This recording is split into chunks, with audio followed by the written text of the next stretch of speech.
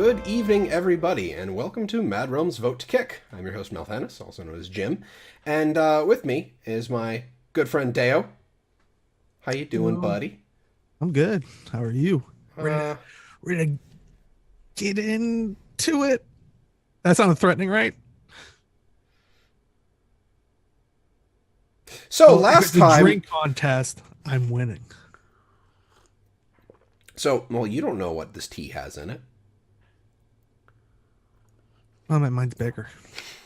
Anyway, last time on Vote to Kick, me and Anthony Rigucci talked about physical copies. And as you can see right over here on our super scientific pie chart, that one's for you, Mac. We had, oh, I have the list here. We had 11 responses, and it was 63 to 36 in favor of keep. So people are looking for that physical copy, and I can't lie, I was arguing kick, but I've got my share of special editions on that bookshelf behind We me. should So we should send these results over to Microsoft because I think there's rumors of their next console being totally well, to like be fair, anything I play on PC is usually digital only, and that's yeah. everything I'm getting from Microsoft. But so for this evening, me and Deo are discussing player created content. And to preface that, that is not so much like, say, RP guilds in MMOs. This is more the developers create a tool, hand it to the players, and say, build your own worlds. Um, Personally, I know Neverwinter, both Neverwinter Nights, the single player PC game, also had online servers with a builder. Deo, I believe you talked about the Halo map builder when we were discussing the topic earlier today. Mhm. So things like that, where you can build something yourself and share it with the greater community at large. I'm going to be arguing keep, and Deo is going to be arguing kick today. And while Deo starts his point, because I am a polite host and I allow the guest first, I'm going to set up the poll for the day. So take it away, Dale. All right. Well, like I said, like Jim said, I am fighting for kick player created content. And like we said, it's not like RPing or like your own head cannon or maybe when you're grinding, you're trying to fill some kind of entertainment. It's basically, oh yeah, Armor 2, like QED saying, Armor 2, probably the most famous example because then that basically their content creation thing led to creating uh, DayZ. I think that's the right one, right? Because the other one's like Warzy, the other one of the many. But it, I think we should get rid of it because, especially like we were saying, I know I'm familiar with Neverwinter Online, which is an MMO that would use the D&D universe, and they just have these tools where they're like, "Here, make content for you." I think that just shows that puts it in the player's hands, which sometimes that can be a fun feature, but then that kind of creates lazy devs. I feel in the sense of like then they don't really have to continuously create content for their user base, but they're still making a profit off of it. So I know for that situation, I while it seems interesting, I just don't think it's beneficial for the for gamers because like I know Neverwinter Online, if you tend to go in there, a lot of those kind of like YouTube content and stuff like that, everybody always says is there's a lot of stuff out there, and there are good things, but there's a whole heck of a lot of bad stuff, and that tends to be the case for player created content. In that aspect, um, and like QD saying Arma 2, DayZ is probably the one good aspect. How many other horrible things that people have created that are just like, bleh. And Halo maps, I'm sure there's just some that are used to break out of things or do stuff like that. But I just feel like the main thing is it does create and the developers to be a little more lax or even not care as much about their game. Like heck, they might even just be using it like putting it out and trying to move on to the next one, which I don't know. I don't think that's good for us, the consumer, especially when you're investing in a product. Okay, that's fair. Having to once again quick edit the color of the poll. For those of you in chat, I've got the link there for you to click on and cast your vote for keep or kick. Now, I get the point of offering the of devs kind of giving it as a here you can build your own stuff, and it kind of taking the burden off of them to extend the life of a product. Bethesda Software basically does that with modding. I mean, how active is Skyrim to this day, over a decade after its release, simply because of the modding community? Because I know it might seem a little controversial. Yeah, modding Skyrim. Also, hi, AFK Queen. Bethesda's QA, not super great. They have great sandboxes. They have really great worlds to work in. Not so much with the everything else. Oh, curses. I'm going to have to find out where that is. Okay, chart style. With... Oh, slow cooker. Sorry, there's beeping noises in the background and it's worrying me. My personal reason to keep comes from a way back when I was in high school and I got Neverwinter Nights, the gold edition, which I believe had the main expansion, or the main game, plus the first expansion, Shadows of Undertide. And I found out that there is a very solid editor bundled with Neverwinter Nights, and it's a really good editor. And I ended up playing on a server it was an RP server with a campaign someone was running, and I played on that server for a solid 6 months. It was custom maps, custom system, like they built their own class system and added their own feats and skills, and it was a wonderfully modded server, and it was a ton of fun. And to be, yes, Zlint, an RP server. I actually do rather enjoy tabletop RPGs. It's something that I mean, heck, all of my characters in Guild Wars 2 are named after various characters I have, so. But it might seem lazy for the devs to say, here, have your own fun, but giving people the tools, I mean, I see it similar content to guilds in MMORPGs, where you're enabling people to have communities and thus to create experiences with the relationships of the people they meet. So it's a big deal, I think, to a lot of people to have that opportunity for an experience in the game.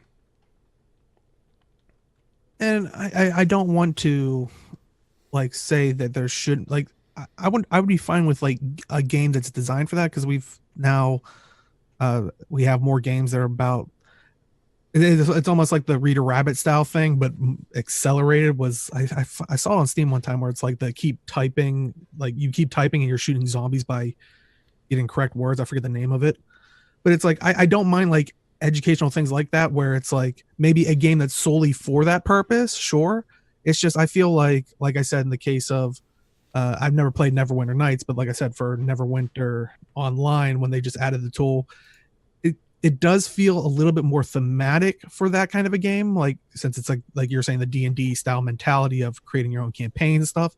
But I still feel like a lot of time that allows the developer to take that break, and kind of like we were saying with Bethesda and Skyrim games, and like Zlint was talking about like modding, and they don't have a good QA team because they don't need to, because they are relying on the modding scene, and maybe they have become a little used to that as a barrier, and I think it's hurting them.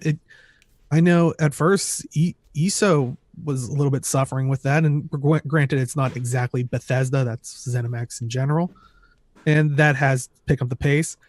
As of more recently,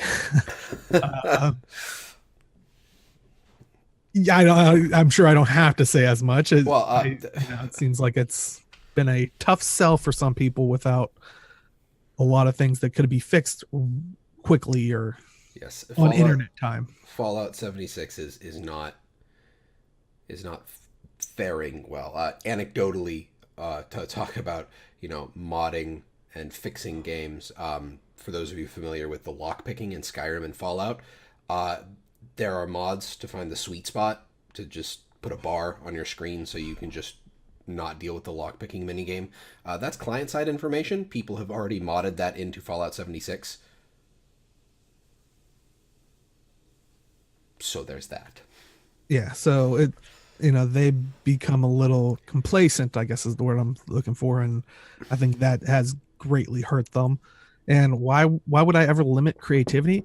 Well, I mean, I don't know. I guess for me, it's like I have the mentality of I tend to not go to live concerts because what greatly annoys me is when the person I paid money to go see goes like this: "Hey, audience, you sing the chorus." I'm like, I didn't pay them. No, I don't want to hear Joe Blow from Ohio like belting out, whatever your chorus is. I don't necessarily want to see random user player base because like I said, it's kind of like if you go on Neverwinter Online right now, I'm sure you're gonna find some bad ones, like a lot more bad ones than good ones. I mean, look at YouTube right now, at any point or any internet type thing where it Steam, just yeah. actually. Oh yes, yeah, Steam's The green light problem that, for anybody familiar with Jim Sterling, uh, he famously helped try and curate the mess that was Steam Greenlight, but it's one of those yeah, things where it's like if you just invite people at large to create things, there's going to be a lot of people who are very gung ho about stuff that's just maybe not the greatest, though I can't fault people for trying. I think the difference there, though, is with stuff like Halo maps, with Neverwinter Nights servers, that kind of thing is not incentivized in any way other than your love for making the content. I think one of the other problems with Steam Greenlight was more the monetary incentivization, if that's a word. But the whole point to going to a concert is to have interaction with the musician. That's great. I would love to have the interaction with the musician, but they're having I'm basically watching an interaction with someone else. Like I didn't pay to see someone else's interaction. If you want that, get a backstage pass. How about that? ooh, those are pricey. Well, you want to have an interaction with them. I don't know. I don't know if concerts are really the best are the best thing to use as an analogy because Yeah, I was just talking about the idea of I don't know what I was talking about. well, I kind of get where you're going with it. Is that you're looking for the experience like when you play a game, you want that game to be the thing that was on the box, and then you see the also with Map Creator, and then you look at it and it's like they spent time giving the dev tools to the player, Though, and and a that lot of times you look at it, it's not even the whole dev tool because it could theoretically break their system, and they don't want that. So it's like you're not giving us the whole tool; you're just giving us enough to suffice making a couple, you know, on the face value characters or something like that. So that I don't know. It's the other thing that I would argue keep for player made content recently has been all of the custom characters I've been seeing coming out of Soul Calibur 6, because you could totally play as Donkey Kong wielding a giant banana. I just saw that one today, which I thought was hilarious. And Zlint also has a point in player created content becoming canon effectively, is being integrated into the games itself. I kind of wish that that was what Bethesda was going to do with the Creation Club, rather than the reskins and the lesser versions of free mods that they've seemed to have uploaded. And it's one of those things where at that point I would like to see people get credit for stuff. For example, like Dolphy for Guild Wars 2. Dolphy runs a website that aggregates We talk about Dolphy all the time on Talking Script, the Guild Wars 2 podcast we do on Saturdays, 4 p.m. Eastern Standard Time. Subtle. And she got her own character in the game, a fractal boss. It's the first boss of the Char fractal. Yes. Deroyer has one of the vendors in the Heart of the Mists. I remember correctly, I think. It's one of those things. If the developer depends on players making content when they have little to none, then it's a problem. Yes, Lint. Yeah. That, I think, is primarily Dayo's when I point. see that tool used as a feature of their game, that tends to be what happens. And on QD's point of that's like the idea is rather quality control than accessibility to content creation. But that's the problem is a lot of these games, especially nowadays, what if you were like, well, here's the feature list. Oh, hey, we don't think you'll be good at this feature, so you don't get to use it. Even though you bought the whole game, they could never get away with that nowadays. Like if they theoretically said, oh yeah, you can make maps in this game. Oh, well, yours aren't that great, so we're going to lock you from that feature. There would be an outcry. I paid for the whole game. Like, I suppose. I think in a general sense, though, it's kind of one of those things where you kind of have to accept the fact that there's going to be just a deluge of potentially problematic things if you allow player-created content. Yeah. So it's or just kick it in general. Everybody hit kick. And I will acknowledge the lazy developer argument from Dayo's side is that's honestly I think one of the primary cons to listing some kind of character creation. It basically just kind of hand waves a chunk of the game to the player. So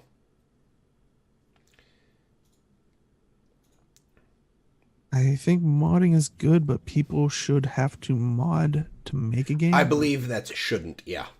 Oh, okay. Yeah, I would agree. Oh, shouldn't. Okay, yeah.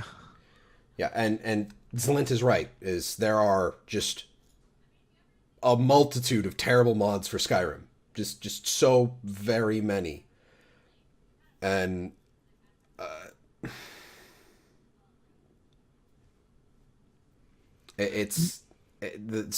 what was it? Skywind. Someone's rebuilding the entirety of Morrowind using the Skyrim map maker. So there's that. And they're even getting new voice actors for everything, which would probably mean that they're going to have a larger voice acting cast than Bethesda has ever employed. Well, and QD's point, at least with the Neverwinter Online, I don't know about Neverwinter Nights or anything like that. He does talk about the quality control in terms of grading. But see, that is community based, but that's also the downfall of it is based off of what the majority of the community want, which I guess that sounds like a good thing. But then it's like this like I remember seeing this, at least in Neverwinter Online. You had this feature. It was basically submit your campaign so other people could play it. Someone made one that was one of the highest rated ones that was basically just like you went to a map and you could summon specific characters. They were training dummy-esque type things. And then you just clicked on a scroll behind you when you wanted to leave, which that is a tool that I guess people wanted and someone didn't make, which is nice. But is that a campaign? Is that what that should have been for? Or should we have gone to the devs and said, this needs to be a feature if you want end game, because they had raids and stuff like that. Is this a feature that we should have added into the game as a dev? But no, they, Wait, so somebody basically made the raid testing area from Guild Wars 2 in Neverwinter Online. In a sense, but I think at the time, I don't know if you could really summon raid enemies, so you just got a feel for your skills or whatnot, so I don't even know how greatly useful it was. Right. But yeah, I think that's wherein lies the problem is it's like, well, this is meant for stories and campaigns, whereas this is kind of just a training dummy. And some That's people would to utilize, because I think there was like a daily attached behind it, was it would literally be titled like do this one for a quick, reward type thing. So it's like that was there's no point to it except to quickly get through your dailies or whatever the case may be. I'm relatively familiar with something like that from way back in the TF2 days, where there would be maps that were designed explicitly to get you achievements because achievements would unlock new weapons. So, yeah, I get that. It's kind of exploiting the gameplay system a little bit. And Zlint, I think, brings up the best point is that it needs to be moderated. You can't just allow people to you can't allow the teeming masses to vomit what they call content upon a game and then just expect everyone else to pick through it. So, Yeah. and yeah, otherwise people will exploit it and break it all to hell. Um, so I Yeah, think we've kind because of it is nice that there is those. Usually they do accompany them with those features of rating or voting on them, but that is a popularity contest in the end. And if people are like, "Oh, this is a good tool," like I said in the Neverwinter Online situation, that still doesn't meet the criteria of a enriching story. That's just like, "Oh, this is a tool so I can get min max faster." So it's you know it's not really fulfilling what it was meant to be. yeah, and I think it would have been better served as like, "Hey, we need training dummies for or when the raids are happening or something." Neverwinter, devs get on that. So I, but in that case, and like we've said before, with famously Bethesda games have really relied on basically the modding community will fix this thing, or so it's So I guess it's nice that they have breathing room, but the worrying thing is when does it become okay? This is breathing room to now we'll get there's something already on that, so we'll put that lower on our list of priorities. fair enough. So I think we've pretty much hit the end of our arguments here. So, Dayo, primary point for keep for you is that player created content is Okay. more something that takes the onus off of the dev for delivering more primary game content. Yes. And it's used as a window to create breathing room, whereas they should be working on actual content instead.